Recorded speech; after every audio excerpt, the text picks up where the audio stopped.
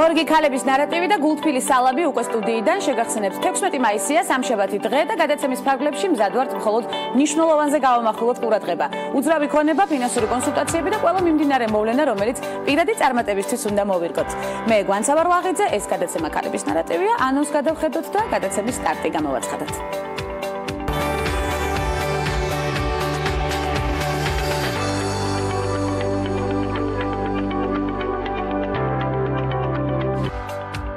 მეხანძრე, ფერმერი, მშენებელი, არქიტექტორი. ეს მცირე ჩამონათვალია იმ მრავალი სფეროდან, რომელშიც ქალები ყოველდღიურად ამტკიცებენ საკუთარ შესაძლებლობებს. დაამსხვრია სტერეოტიპები, კალიფორნიელი ფოტოგრაფის ობიექტივში ქალების ნარატივით ვიხედებით. საქართველოში ქალმოჭადრაკეთა წარმატების ტრადიციის გაგრძელება და ურთიერთთანამშრომლობის მემორანდუმი, ქალები ჭადრაკში და სამომავლო გეგმები სამშაბათის გადაცემაში. ასევე ქალების ნარატივში უძრავი ქონების საკონსულტაციო კომპანია Cushman & Wakefield Veritas Brownis საზოგადოებასთან ურთიერთობისა და მარკეტინგის რეგიონალურ დირექტორს ნინო რუხაძეს და CFS საინვესტიციო ბანკის დირექტორს მარინა გულედანს ველით. ეს ქალების ნარატივია გვანცალ აღიძესთან ერთად.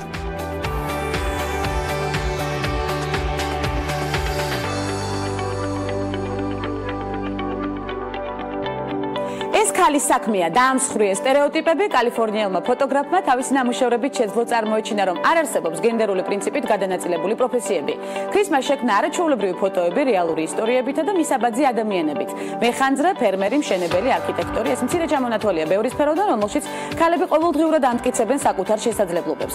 მართალია, ფოტოხელოვანის ობიექტივში ამჯერად ყველა მათგანი ვერ მოხვდა, მაგრამ ეს ნამუშევრები საკმარისი мотиваცია იმისთვის, რომ ქალბატონები, რომლებსაც აქამდე ფრაზა ეს კაცის საქმეა აბრკოლებდათ, ახლა თამამად ჩაერთო საქმეში, რომლის კეთებაც ნამდვილად სურთ. ლას-ვეგასში გამართულ მის ამერიკა 2017 ბირთვული ფიზიკის სპეციალისტი გახდა. ეს შედეგი ბევრისთვის მოულოდნელი იყო. კონკურსის გამარჯვებული 25 წლის კარა მაკალოუ გახდა ვაშინგტონიდან, რომელიც არა მარტო ლამაზი, არამედ საკმაოდ ჭკვიანიც აღმოჩნდა. მის ამერიკა 2017 ბირთვული ფიზიკის სპეციალისტია და ის ამერიკის შეერთებული შტატების ბირთვული რეგულირების კომისიაში მუშაობს. დიდი ბრიტანეთი ერთ-ერთი წამყვანი სკოლის ჰაიგეიტ სკულის ადმინისტრაციამ შესაძლოა იმ ბიჭებს, რომლებსაც გენდერული კუთვნილების პრობლემები აქვთ, ქვედაბოლოების წარების უფლება მისცეს სკოლის მოსწავლეების მიერ ჩამოყალიბებული ჯგუფები გენდერულად ნეიტრალური სასკოლო ფორმის შემოღებას მოითხოვენ. გარდა ამისა, აღნიშნული ჯგუფები ითხოვენ, რომ სკოლაში დამკვიდრდეს გენდერულად ნეიტრალური ნაცვალსახერების გამოყენება. სკოლის დირექტორ ადამ პეტიტის თქმით, თუ ბიჭები ამ სიახლით უფრო კომფორტულად და უსაფრთხოდ იგრძნობენ თავს, მაშინ ეს კარგი იდეა იქნება. გასულ წელს დაახლოებით 80-მა ბრიტანულმა სკოლამ შემოიღო გენდერულად ნეიტრალური ფორმა, სადაც ახლა გოგონებსა და ბიჭებს თავად შეუძლიათ გადაწყვიტონ შარვლები ჩაიცვან თუ ქვედაბოლოები. ახალგაზრდა უნგრელმა ფოტოხელოვანმა ფლორა ბორციმ, რომელსაც თავისი სურეალისტური ხასიათის ფოტოებით იცნობენ, საზოგადოებას უჩვეულო ნამუშევრები შესთავაზა. აღმოჩნდა, რომ ფლორას ძალიან უყვარს ცხოველები და თავისი დამოუკიდებლობის გადმოცემა საინტერესო ფოტოსესიით გადაწყვიტა. ახალი იდეის მოდელი თავად გახდა. უშუალოდ ფოტოების გადაღებაზე დაახლოებით 1 საათი დაიხარჯა, ხოლო მათ დამუშავებასა და ცხოველების მორგებაზე ფოტოხელოვანს 20 საათი დასჭირდა. ცხოველების სიყვარულიდან ბუკინგემის სასახლეში გადავინაცვლოთ დიდი ბრიტანეთის შეიარაღებული ძალების მსახურების დროს გარდაცვლილი ადამიანების ხსოვნის საღამო გაიმართა, რომელსაც სამეფო ოჯახის წევრები ქეით მიდლტონი და პრინცები უილიამი და ჰარი დაესწრნენ. მათ მონაწილეობა მიიღეს სხვადასხვა გასართო პროგრამაშიც, როგორც ყოველთვის განსაკუთრებული ყურადღება ჰერცოგინიას ვიზუალს დაეთმო, მას See by Chloe's ღია ფერის კაბა ეცვა, რომელიც როგორც ინტერნეტ მომხმარებლებმა აღნიშნეს, მას ადრეც ჩაუცვამს. სამეფო წყვილის უახლოესი ვიზიტი 7 ივნისს შედგება, ქეითი და უილიამი ხსოვნას პირველ მსოფლიო ომში დაღუპულებს მიაგებენ. საზოგადოებაში დიდი პრობლემაა, მათ არ ესმით ქალის ადგილი მსოფლიოში, მე რომ ჩემს ცოლზე 20 წლით დიდი ყოფილიყავი, ჩვენს გრძნობებში ეჭვი არავის შეეპარებოდა, განაცხადა მაკრონმა ლეა პარიზიენთან ინტერვიუს დროს. პრეზიდენტის განცხადებით, საფრანგეთში ძალიან უჭირთ ქალის როლის აღქმა საზოგადოებაში, რის შეცვლასაც გეგმავს. მისივე თქმით, პირველი ლედის უფრო დიდი როლი ექნება მნიშვნელოვანი პოლიტიკური გადაწყვეტილებების მიღებაში. მაკრონის თქმით, მას სურს, რომ ქალებმა აღიქვან როგორც ფემინისტი. კინოინდუსტრიას დაუთმოთ დრო, წლევანდელი კანის ფესტივალის პოსტერი, რომელზეც კლაუდია კარდინალია გამოსახული, ფრანგული მედიის ეპიცენტრში მოექცა. ერთი შეხედვით წაუგებელმა პოსტერმა ფრანგული პრესის ნეგატიური რეაქცია გამოიწვია და სკანდალის მიზეზიც გახდა, რადგან რომანტიკის და მშვენიერების შექმნის მცდელობას იტალიური კინოს ვარსკვლავის ფუმფულა ფორმები ემსხვერპლა. ფესტივალი ჰოლივუდის გავლენასა და სიგამხდრის პროპაგანდაში დაადანაშაულეს. უფრო შორს წავიდნენ ფემინისტები, რომელთაც პოსტერი ძალადობად და ქალის სხეულის შეურაცხყოფად აღიქვეს. თუმცა ყველა თავად მსახიობმა დაამშვიდა, რომელმაც აღნიშნა, რომ მისთვის დიდი პატივია საყვარელი ფესტივალის სიმბოლოდ ყოფნა და ხაზი გაუსვა, რომ მართალია თავადაც იზიარებს ფემინისტურ იდეებს, მაგრამ არ მიიჩნევს, რომ პოსტერის ავტორებმა შეურაცხყოფა მიაყენეს. გურმანი ხელოვნებაში, ასე დავარქვათ, ქალების ნარატივში კეთი პერის, მან ახალი ვიდეოკლიპი გამოუშვა, სადაც კერძის მთავარი ინგრედიენტის როლი მოირგო. სიმღერა Bon Appetit კეტის ახალი ალბომის მეორე სინგლია, კლიპის რეჟისორი დენ დესუარია. აღსანიშნავია, რომ პერი ერთადერთი ქალი შემსრულებელია, რომელმაც Billboard Hot 100-ში პირველი ადგილი 5-ჯერ დაიკავა. სოფლიოს მასშტაბით მისი ალბომის 11 მილიონი ასლია გაყიდული. სულ ცოტა ხნის წინ კი ასევე ანიმაციური ფილმის The Smurfs ერთ-ერთი პერსონაჟიც გაახმოვანა. მარია შარაპოვას ჩოგბურთში დაბრუნებაზე ისევ საუბრობენ. ფრანგმა ჩოგბურთელმა კრისტინა მლადენოვიჩმა 2 კვირის წინ გამართული შტუტგარტის ტურნირი გაიხსენა და განაცხადა, რომ სხვა ჩოგბურთელები თხოვდნენ მარია შარაპოვაზე გამარჯვებას. მარია არ იცვლება, ტურნირის პირველივე დღიდან არავის მისალმებია. იჯდა სადღაც კუთხეში, რესტორანში არ დადიოდა, ითხოვდა საკვები პირადად მიერთმიათ, იქცეოდა ისე, როგორც ყოველთვის განაცხადა მლადენოვიჩმა. დავბრუნდეთ საქართველოში და ახალი საქმიანობის მორიგი სატელევიზიო პლატფორმა ქალების ნარატივში სტარტაპი პლაცებო ხელნაკეთ ტელეფონის кейსებს დაგიმზადებთ. სასურველი წარწერებითა და ნახატებით. იდეის ავტორი ორი ახალგაზრდა იურისტი სოფო სოფრომაძე და ლევან მინდელია. ბრენდის მიზანია გახადოს საზოგადოების ყოველდღიურობა, მრავალფეროვანი შემატოს ორიგინალობა და ისეთი გამორჩეული ნივთები, როგორიც სხვას არ ექნება. პლაცებო სამომავლოდ საკუთარი მაღაზიის გახსნასა და სხვა ორიგინალური ხელნაკეთი ნივთების შექმნას გეგმავს. ესეთი პლაცებო кейსები და ბლოკნოტები თქვენთვის, მაგრამ ამჯერად ვამზადებთ მხოლოდ кейსებს, რადგანაც ხელნაკეთი ბლოკნოტები უმეტესწილად ისედაც გავრცელებულია საზოგადოებაში, ხოლო кейსების ესე საკუთარი დიზაინით кейსების დამზადების იდეა კი ნაკლებად ცნობილი. ზუსტად 1 წელი გახდა ახლა, რაც ჩვენი ორგანიზაცია არსებობს და ამ 1 წლის მანძილზე უკვე კონკურენტი ორგანიზაციებიც გაჩნდა, თუმცა მანამდე პირველები ვიყავით ჩვენ, როცა ამას ვაკეთებდით. ძირითადად ვამზადებთ სილიკონის და პლასმასის кейსებზე. кейსები 15 ლარია ღირებულება თავადამ кейსის, ამაში შედის დამზადების და кейსის ღირებულებაც მთლიანად. რაც შეეხება სამომავლო გეგმებს, ვფიქრობთ, რომ თუ გადავწყვიტეთ ამ ბიზნესის უფრო მეტად განვითარება, სხვა პროდუქციის წარმოებასაც დავიწყებთ, კონკრეტულად ფართს დავიქირავებთ, სადაც განთავსებული იქნება ჩვენი პროდუქცია და ალბათ ბლოკნოტების თემაც უფრო მეტად განვითარდება შემდგომ. კიდევ ერთი სტარტაპი მურია, რომელზეც რამდენიმე ხნის წინ ჩვენ უკვე ვისაუბრეთ, თუმცა ახლა დამფუძნებლების გაცნობის საშუალება მოგვეცემა. ბრენდი სულ ერთი თვეა, რაც ბაზარზე გამოჩნდა და ძაღლის ტანსაცმელს, აქსესუარებსა და ავეჯს თავაზობს ქართულ მომხმარებელს. სამუშაო ჯგუფში 4 მეგობარია გაერთიანებული: ნუცა გუჩეშვილი, თეონა ლეჟავა, მიშა ჩარკვიანი და ირაკლი კაკაბაძე. ინსპირაცია მას შემდეგ გაჩნდა, როცა პროფესიით მსახიობებმა მეგობრის ძაღლის დაბადების დღისთვის საკუთარი ხელით შექმნილი ტანსაცმლის ჩუქება გადაწყვიტეს. სამომავლოდ ბრენდი გეგმავს მრავალი საინტერესო პროდუქტის, მათ შორის ძაღლის ბოტებისა და სხვა აქსესუარების დამატებას.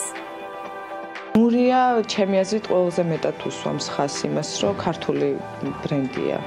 ქართულ ძაღლებს ქვიათ მურიები. ვიყენებთ მაღალი ხარისხის მასალას. აი ეს წარწერები არის სპეციალურად ტექსტილის საღებავი, რომელიც რეცხვისას რა თქმა უნდა არ გადადის. კომფორტული რო იყოს ყველანაირად ცხოველებისთვის, ისეთ მასალას ვიყენებთ, რომ არ შეწუხდნენ. ჩვენს Facebook გვერდზე უნდა შემობრძანდეთ, არჩიოთ სასურველი პროდუქტი და შემდეგ ჩვენი კურიერი მოგიტანთ ადგილზე. ეხლა მუშაობთ ზაფხულის კოლექციაზე, ვკერავთ საცურაო კოსტიუმებს მურიებისთვის, პირსახოცებს, კეპკებს და ასე შემდეგ. წარმატებების სტარტაპს და მორიგი საინტერესო თემა. საქართველოში ქალმოჭადრაკეთა წარმატების ტრადიცია გრძელდება, ასე დავარქვათ და სავარაუდოდ სფერო კიდევ უფრო გაძლიერდება. რადგან ქართული ჭადრაკით სხვადასხვა კერძო თუ საჯარო სექტორის წარმომადგენელი დაინტერესდა და ურთიერთთანამშრომლობის მემორანდუმიც გაფორმდა. ქალები ჭადრაკში და მათი მომავალი გეგმები ვნახოთ მარიამ ადამიანის სიუჟეტში.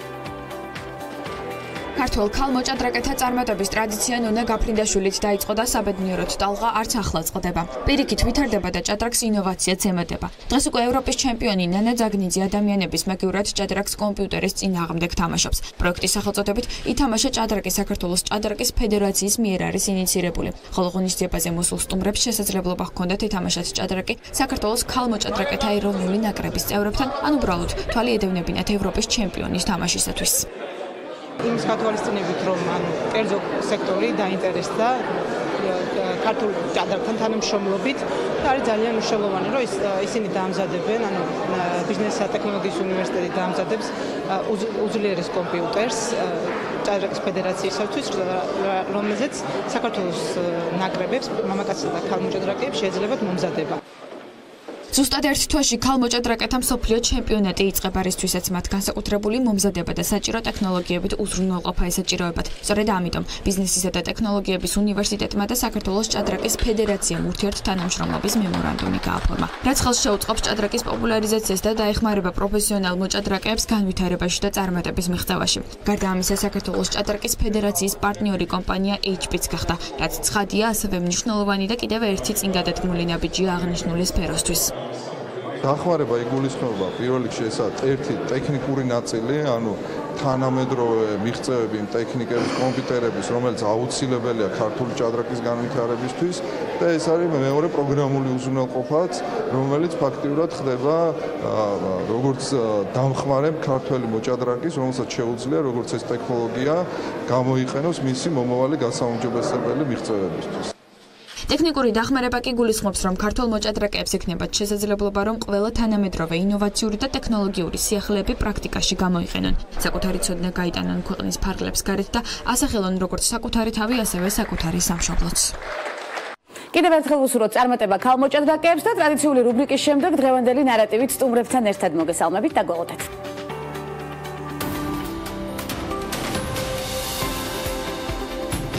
დღეს ის ყველაზე წარმატებულ ამერიკელ მენეჯერთა შორისაა დასახელებული.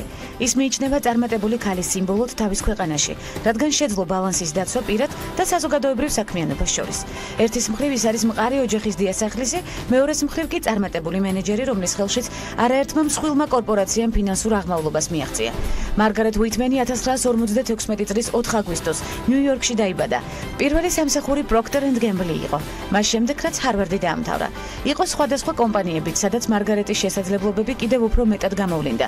მარგარეტმა 8 წელი იმუშავა საკონსულტაციო ფირმაში, რომლის შემდეგაც დაიკავა მარკეტინგის საკითხებში გენერალური ვიცე-პრეზიდენტის პოსტი კორპორაცია Walt Disney-ს სამომხმარებლო პროდუქციის განყოფილებაში. 1992 წელს მეუღლესთან ერთად ბოსტონში გადასვლის შემდეგ შეთავაზება მიიღო ემუშავა ბავშვის ფეხსაცმლის მწარმოებელ კომპანიაში. შემდეგ იყო ყვავილების კომპანიაც და 1997 წელს არჩევანი კორპორაცია Hasbro-ზე გააკეთა, რომელიც იმ დროს საბავშვო სათამაშოების რიგით მეორე მწარმოებელი იყო. კომპანიაში მეგიმ სულ 1 წელი იმუშავა, ბიზნეს ქალბატონის გეგმები ონლაინ მაღაზია eBay-ში შეცვალა. 2008 წელს მეგიმ eBay დატოვა. ონლაინ მაღაზიას ის 10 წლის მანძილზე უწყებოდა. იმ დროს ინტერნეტ მაღაზიის გაყიდვებმა $8 მილიარდ მიაღწია. წასვლის მიზეზი კი პოლიტიკა იყო. ის გახლდათ კალიფორნიის გუბერნატორობის კანდიდატი. 2015 წლიდან ხელმძღვანელობს კომპანია Hewlett Packard Enterprise და პარალელურად HP-ს აღმასრულებელი დირექტორია. მარგარეტ უიტმენის ქონება Forbes-ის მიერ $2.2 მილიარდ ამერიკულ დოლარად შეფასდა.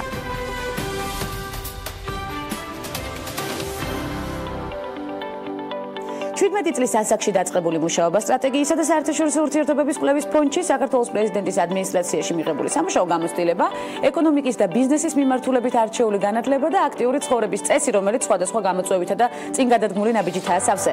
უძრავი ქონების საკონსულტაციო კომპანია Cushman & Wakefield Veritas Brownis საზოგადოებასთან ურთიერთობისა და მარკეტინგის რეგიონალური დირექტორი ნინო რუხაძე სტუმრობს გადაცემას. მოგესალმებით ნინო. მოგესალმებით მადლობა მოგწადებისთვის.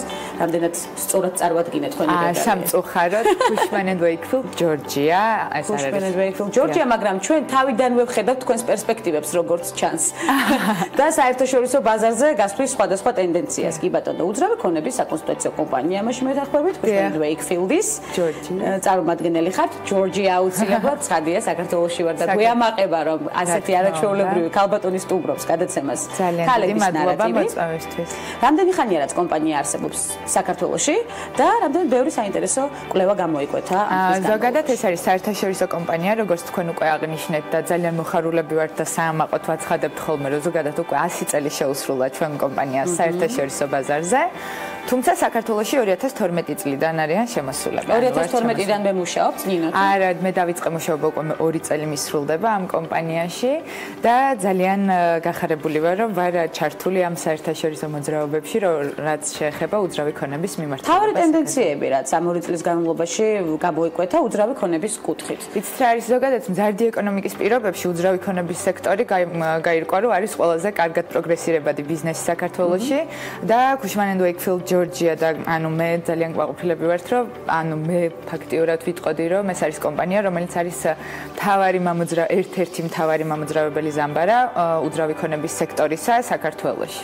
თავად რისი გაკეთება გიწევთ ამ კომპანიაში? მე ვარ საერთაშორისო ურთიერთობის და მარკეტინგის რეგიონული დირექტორი და ფარავ საქართველოს და ყაზახეთს. საქართველოს და ყაზახეთს ფარავთ, ძალიან საინტერესოა.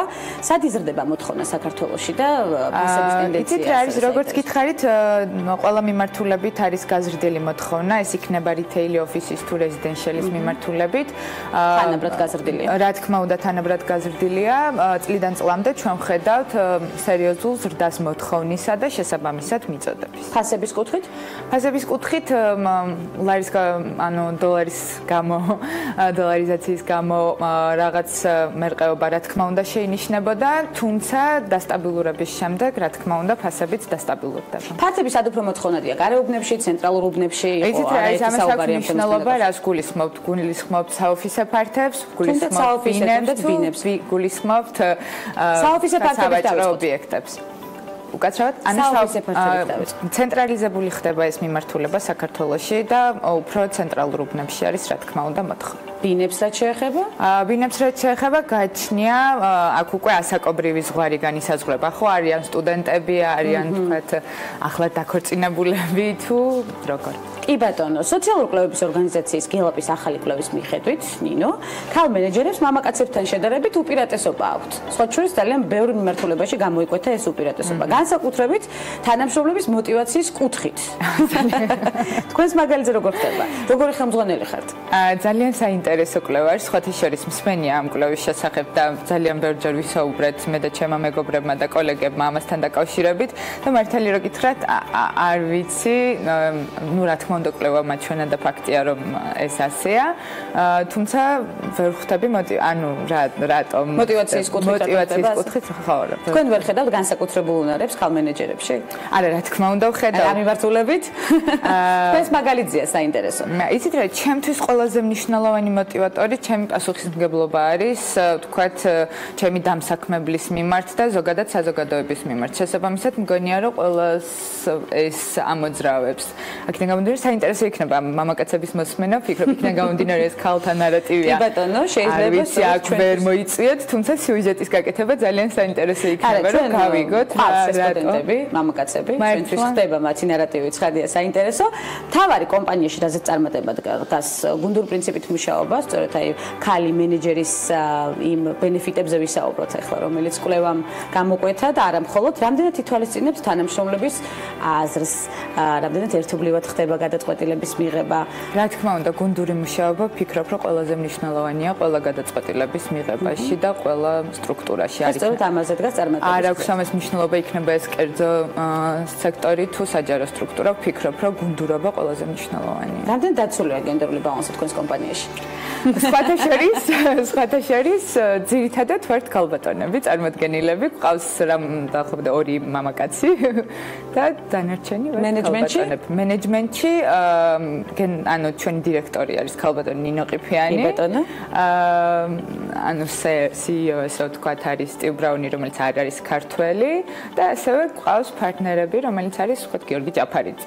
ჭარბობენ ქალები კომპანიაში? რა თქმა უნდა, ქალბატონები ჭარბობენ. რატომ აირჩიეთ უძრავი ქონების მიმართულება და როგორ აღმოჩნდით კომპანიაში?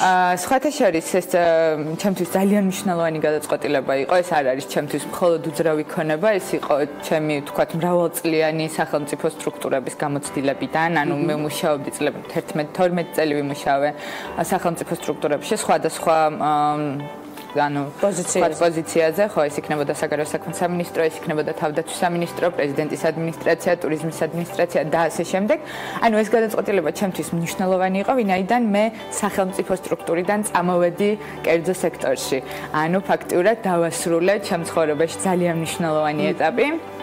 როდესაც ეს შემოთავაზება მივიღე ჩემი დღევანდელი ვთქვათ დამსაქმებლისგან, იყო ძალიან საინტერესო, იქიდან გამომდინარე ოფერი რაც გამიკეთეს იყო ნამდვილად ძალიან მიმზიდველი, პერსპექტივა რაც მაჩვენეს იყო ნამდვილად ძალიან საინტერესო, თუნდაც იცით რა ის ანუ არ დამჭირდა ბევრის ფიქრი იქიდან გამომდინარე რომ და ნახე რამდენად პროგრესირებადი იყო ეს ბიზნესი როგორც აღნიშნე ხო უძრავი ქონების სექტორი საქართველოში ნამდვილად ძალიან სწრაფად პროგრესირებადი მიმართულებაა შესაბამისად მივხვდი რომ ეს ის ესე ვთქვათ ქარცეცხლი იყო რომელშიც მე ძალიან დამაინტერესებდა ყოფნა შესაბამისად დაახლოებით 2-3 დღე დამჭირდა ფიქრისთვის და ძალიან დიდი სიამოვნებით მივიღე ეს ახალი გამოწვევა ადმინისტრაციაში მუშაობის პერიოდი განსაკუთრებით კარგად გახსენდებათ ნინო ამოვიკითხე ერთ-ერთ ინტერვიუში საჯარო სექტორი და კერძო სექტორი სად უფრო კომფორტულად გრძნობთ თავს სად უფრო მეტად იზრდება ადამიანი იცით რა გაზრდის თვალსაზრისით მე ვერ გამოვყოფ ვერცერთს იქიდან გამომდინარე იცით რა არის ანუ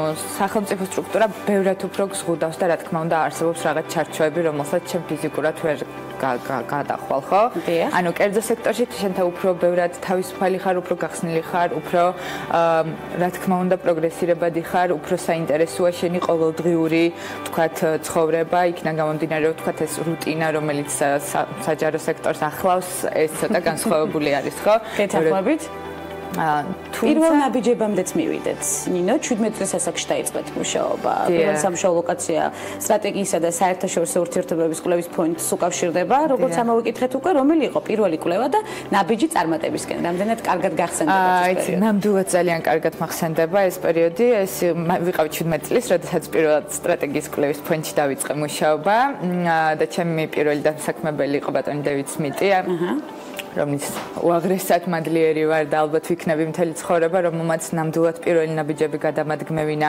ჩემ ვთქვათ კარიერაში და მათ ჩვენა როგორი პერსპექტივა შეიძლება და მქონოდა ცხოვრებაში ეს იყო 3-4 ანუ 3.5 წელი ჩემი ნამდვილად ყველაზე მნიშვნელოვანი პერიოდისა ანუ კარიერაში იქიდან გამომდინარე რომ მან ვისწავლე ფაქტიურად სიარული გადაწყვეტილებების მიღება და განსაკუთრებით დაგამახსოვრდა და რა შეიძლება დაგამეკეთებინა და რა არა ის არის ისეთ პროფესიონალებთან მუშაობა, ჩემთვის მაშინ არ ვმუშაობდი, უფრო ვსწავლობდი ამას მუშაობას ძალიან ესეთი ამპარტავანი უნდა ვიყო, რომ ვთქვა.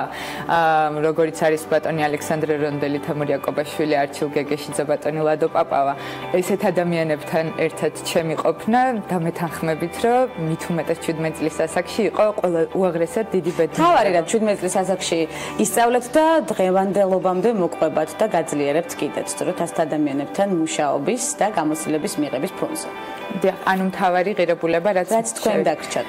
იცით არის შრომის უნარიანობა და ყოველთვის ვიცოდი რომ არსებობდა რაღაცა მიზანი, რომელიც აუცილებლად უნდა მიმეღწია, თუმცა არსებობდა რაღაც ჩარჩოები, რომელსაც მე უბრალოდ პრინციპულად პიროვნულად არ გადავლახავდი და ეს პრინციპები მათთან ერთად ჩამომიყალიბდა. ბევრი მიზანი აქვს ნინოს დარწმუნებული ვარ სამომავლო მიმდინარე პროექტები როგორია და რაზე მუშაობთ ამჟამად? ამჟამად ძალიან ბევრი მიმართულებით მუშაობთ. იქიდან გამომდინარე როგორც გითხარით არსებობს თქვათ მუშაობ საქართველოში და ყაზახეთში და მუშაობ Cushman & Wakefield თქვათ ჯორჯიაში საქართველოში და ყაზახეთში შესაბამისად და მუშაობთ იმ პროექტებზე რომ ან მაგალითად ყაზახეთში გამოვყოფდი St. Regis-ის პროექტს რომელიც არის უკვე Marriott International-ის ადრე სტარუდის საერთაშორისო ყველაზე მაღალი ხაზის ესე ვთქვათ ბრენდი St. Regis-ის სადაც ვიყავი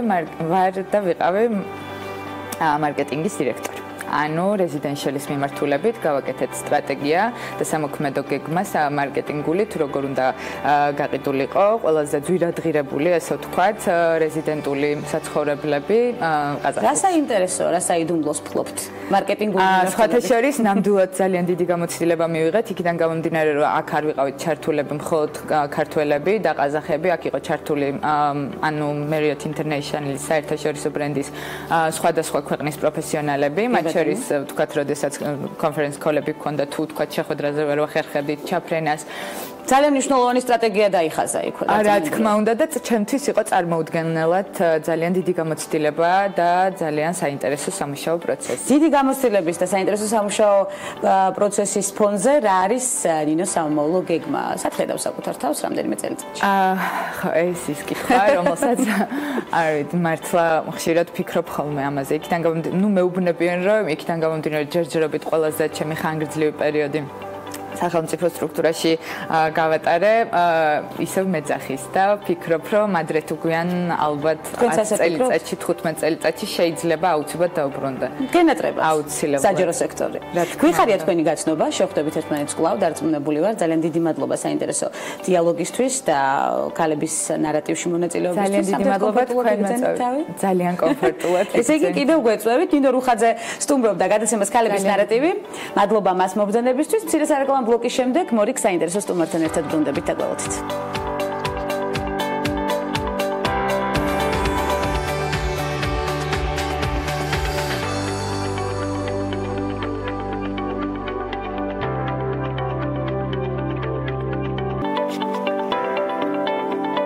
ძალიან საინტერესო რესპონდენტთან ერთად ვაგრძელებთ საუბარს საპენსიო რეფორმების შემუშავება, იბერთან თანამშრომლობის პერიოდი, ლექციები საფინანსო მიმართულებით და ბევრი მნიშვნელოვანი სამუშაო გამოცდილებიდან.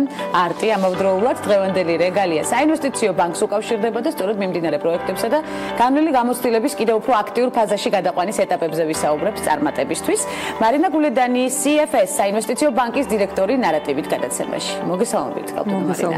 უღმესი მადლობა მობრძანებისთვის. დროს არ ვკარგავ არაფერზე, გადავდივარ საკითხებზე. ძალიან ბევრი საინტერესო თემა გვაქვს განსახილველი. თქვენი საქმიანობა ძირითადად უკავშირდება ფინანსებს, იურისპრუდენციას, აუცილებლად ეს უნდა აღნიშნოთ, რატომ აერჩიეთ ეს მიმართულება?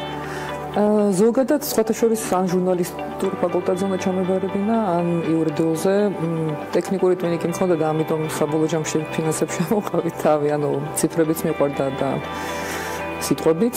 ჟურნალისტიკის გარდა თქვენ მუსიკაც გიყვართ ძალიან. მუსიკაც მიყვარს, ზოგადად მიყვარს, მაგრამ ვერ ვასწრებ ყველაფერს ერთდროულად, სხვადასხვა დროს სხვადასხვა რაღაცები მეკეთებია კი.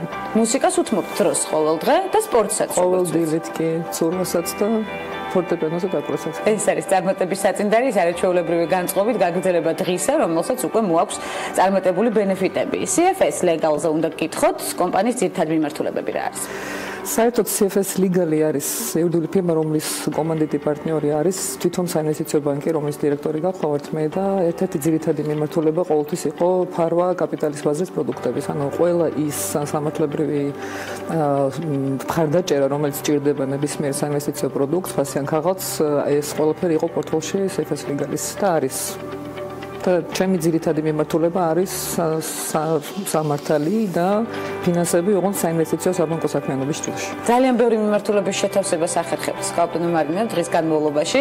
ეს არის სასიამოვნოც, ეს არის მნიშვნელოვანიც და ეს არის კიდევ სამომავლო გეგმებიც. როგორია ერთი სამუშაო დღე თქვენთვის? ძალიან საინტერესოა. სრულიად არატიპიური, ამიტომ მე მგონი ყველაზე რთული კითხვა ეს არის. ძალიან მინდა რომ ჩვენს მაყურებელს გავაგებინოთ ეს დღის რეჟიმი. თუ მთლიანად დავფარავთ, იწყება ბავშვობით და მათი სკოლაში წასვლით, 10 წლის და 7 წლის ორი გოგონა მყავს. მე გრძელდება ცოტა ესეთი თერაპიული მუსიკალური პაუზით და შუბერტით კი და ცურვით სავარაუდოდ ან დილით ან საღამოს აუცილებლად მივდივარ ყავის დასალევად და ელექტრონული პოსტის შესამოწმებად და კორესპონდენციის უზრუნველსაყოფად ანტრეში აბაშიძეზე. იქ მხვდება ორი უსაყვარლესი მომსახურე პერსონალი, რომელიც აიც უნდა თქვა ეთო და ნათია აბაშიძის ეთოს და ნათიას ანტრეში არაჩვეულებრივი ორი თანამშრომელი კი აი მართლა ძალიან ეს ძალიან მნიშვნელოვანია და ჩემს დილას ისინი ასე ვთქვათ ენერგეტიკულ პოზიტიურ ვაიბს მატებენ. შემდგომ უკვე იქ ვწყვიტ და რას ვაკეთებ შემდგომ, იმიტომ რომ თუ შეხვედრები არის ძირითადად შეხვედრებზე მივდივარ და როგორც წესი ეს გრძელვადიანი შეხვედრებია, იმიტომ რომ გამიხილავთ პროექტებს, კანონ პროექტებზე ვმუშაობ, ამჟამად ორზე საინვესტიციო ფონდების შესახებ და საპენსიო რეფორმის თაობაზე, რომელიც კანონ პროექტით შემუშავდა.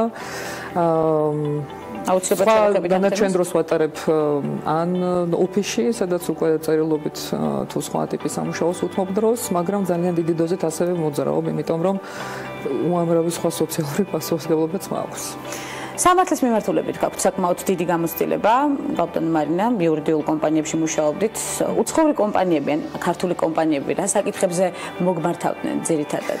საინტერესო ინვესტორების ჩემი იურიდიული ფირმა, ხო მოგახსენეთ, ცოტა განსხვავებული პროფილის არის, კაპიტალის ბაზრის პროდუქტებზე მუშაობს, მაგრამ ესე ვთქვათ, არა ტრანზაქციულ საკითხებზე, იმიტომ რომ არსებობს საქართველოში სხვა დიდი ფირმები, რომლებიც დიდ, ესე ვთქვათ, გარიგებებს და კაპიტალის ბაზრის ტრანზაქციებს ემსახურებიან, მათ შორის, როდესაც ეს კომპანიები, დიდი კომპანიები გადიან IPO-ზე. ამას მე პირადად არ ვაკეთებ. მე უფრო ამ ეტაპზე მით უმეტეს დიაგნოსტიკური საქმიანობით ვარ დაკავებული და დონორ ორგანიზაციებთან მუშაობ უშუალოდ რეფორმაზე, სტრატეგიის დაგეგმვაზე, რა არ მუშაობს, რა უნდა შეიცვალოს, კანონპროექტში რა უნდა იყოს, ევროკავშირის დირექტივებთან ჰარმონიზება როგორ უნდა მოხდეს და შემდეგ. ანუ უფრო policy lawyer-ის ფუნქცია მაქვს ვიდრე პრაქტიკული იურისტის.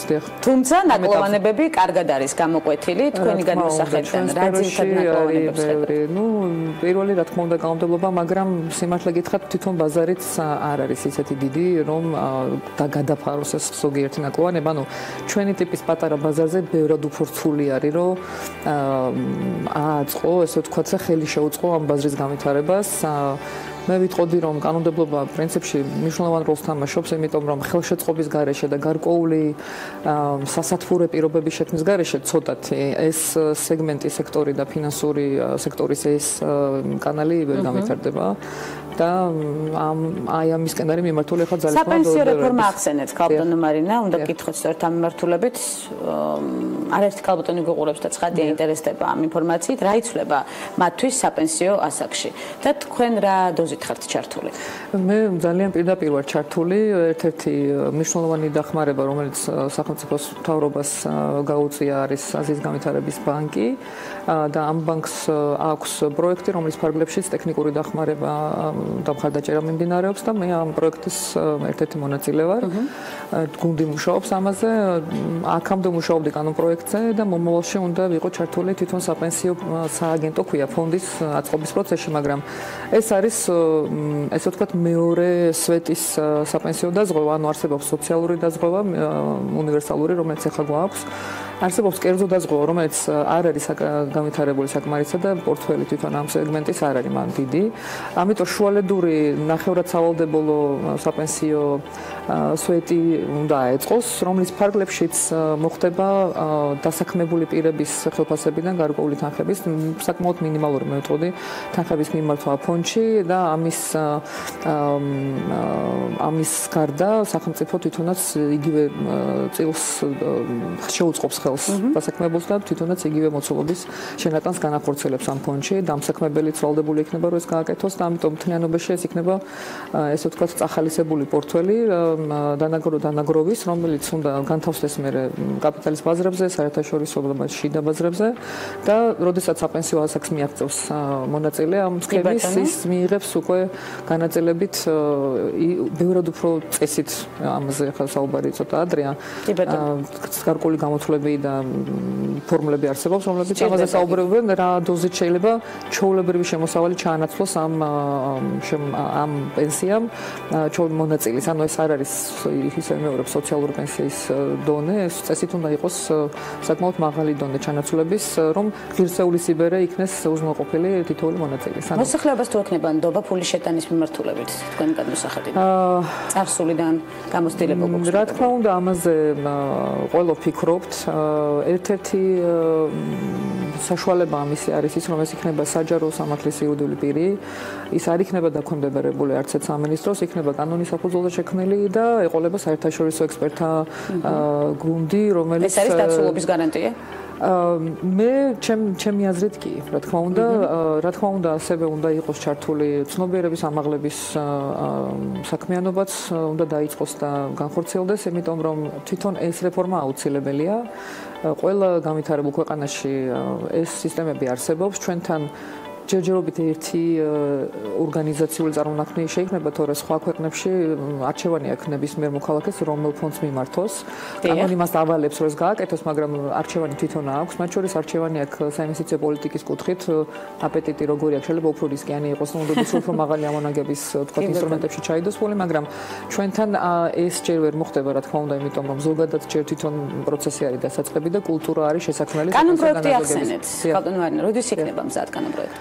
კანონპროექტი თვითონ საკმაოდ მზად არის და საშემოდგომო სესიებზე წესით უნდა შევიდეს, უბრალოდ აუცილებელია, რომ საჯარო კონსულტაციები ჩატარდეს და ეს ყველაფერი იგეგმება ამჟამად. სააგენტო ახსენეთ ასევე არ შემიძლია ესეც დავტოვო ყურადღების მიღმა. სააგენტოში გადასვლაზე ხომ არ გიფიქრიათ და იქ ხომ არ აპირებთ? მე პირადად. დიახ, თქვენ ხომ არ გიხილავთ სამომავლოდ სააგენტოში? იცით რა არის, წინასწარ არაფერს თქმა არ შემიძლია, უბრალოდ მე კერძო სექტორის ჭია ვარ. კი ბატონო, აქ უფრო კომფორტულად ვცნობს თავს.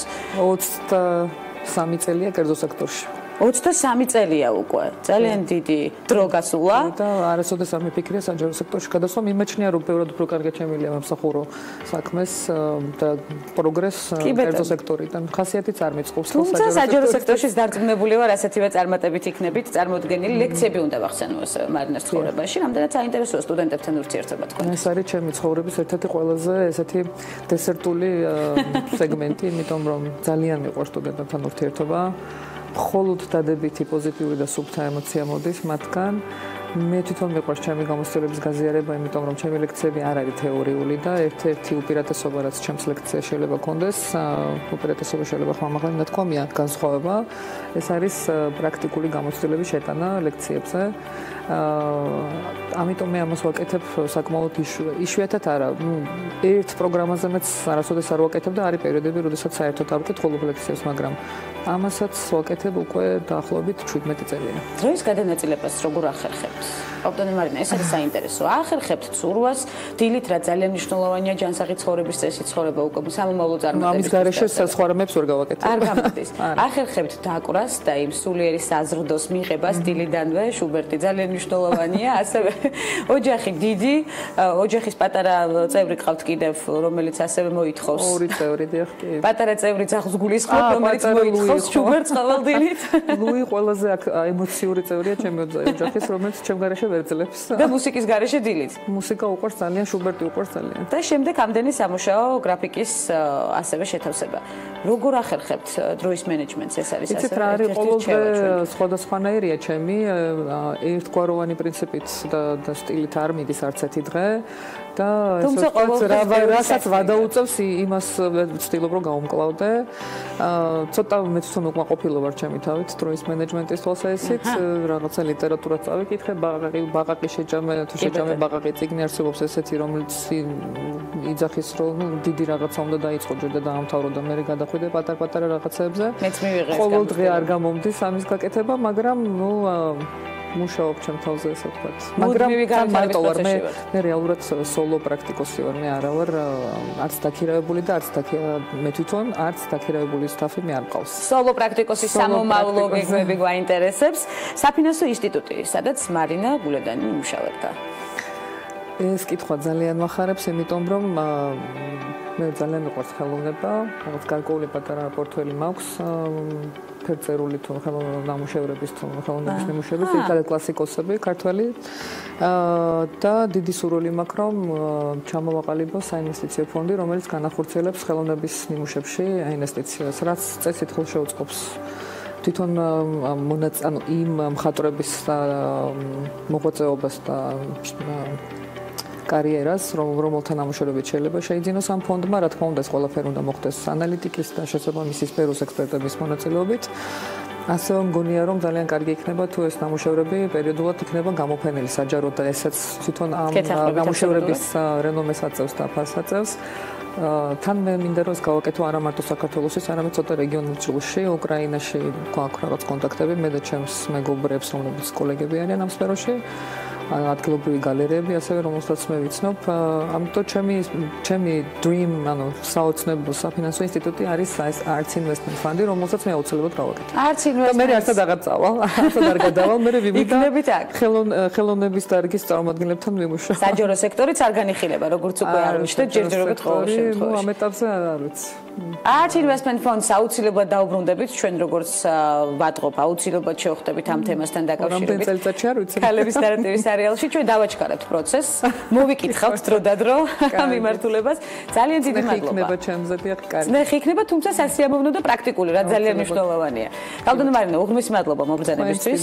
იმ დადებითი წნეხისთვის, რომელიც განვიცადეთ დღეს გადაცემაში.